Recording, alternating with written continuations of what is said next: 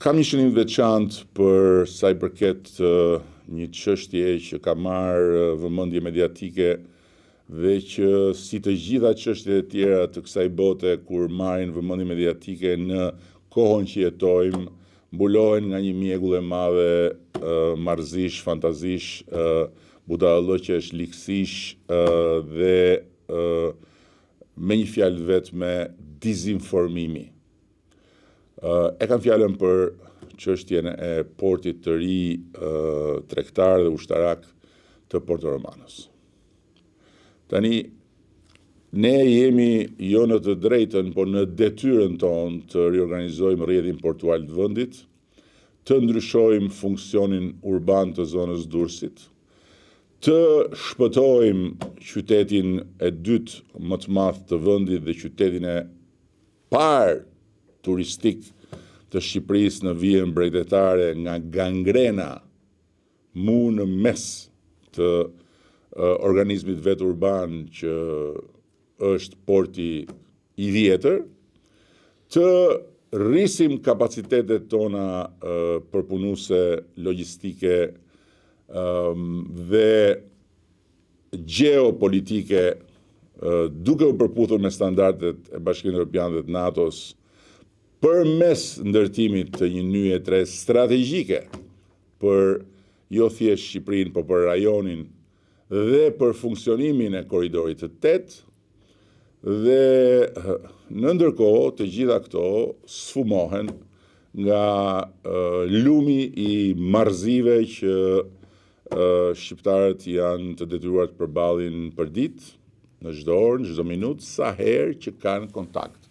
me 700 tenxheret politike dhe mediatike. Ideja e transferimit të portit tregtar në Porto Romano dhe transferimit të portit aktual të Durrësit për funksionin e ri të një motori të fuqishëm të industrisë së re të turizmit është absolutisht zgjidhja më logjike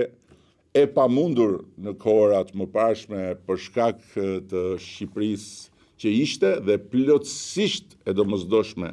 për Shqipërinë tjetër që ne po ndërtojmë dita ditës. Porti i ri në Porto Romano nuk është thjesht një projekt infrastrukturor. E përsëris është një projekt strategjik, rajonal dhe europian i lidhur me funksionimin vital të korridorit 8 dhe me nyjet tjera logjistike, ku përfshihen dhe portet e thata të Prishtinës dhe të Shkupit. Siç e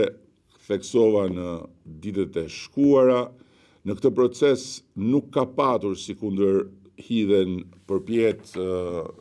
ciklat e avujve të tenxhereve mediatike, as një shqetësim të shprehur nga aleatët tanë, as nga Shtetet e Bashkuara, as nga Bashkimi Evropian, përkundrazi projekti i hartuar nga kompania më e madhe në botë, me reputacion të padiskutueshëm, Royal Asconic, holandezja Royal Asconic, është në tryezën e NATO-s, ka kaluar të gjithë filtrat teknik dhe tani pret të hyjë në bashkë me grupin e disa projekteve tjera të mëdha në filtrin politik,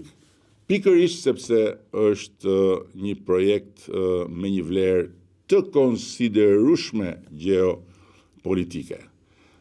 Por natyrisht, e kam thënë dhe përsëris, këtë port të ri,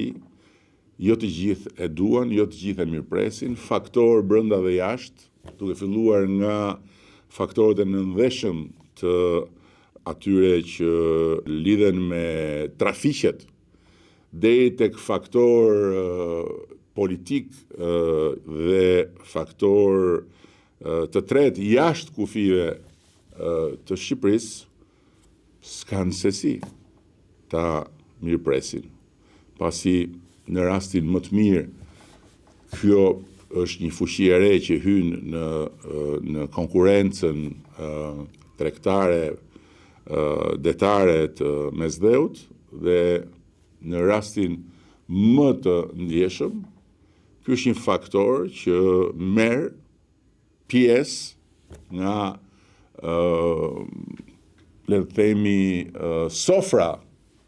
ku shpërndahet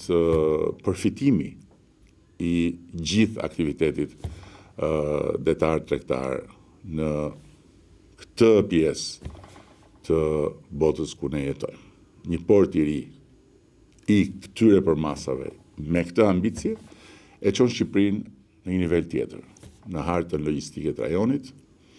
dhe e kthen në një vend që zotron edhe një nyje strategjike të transportit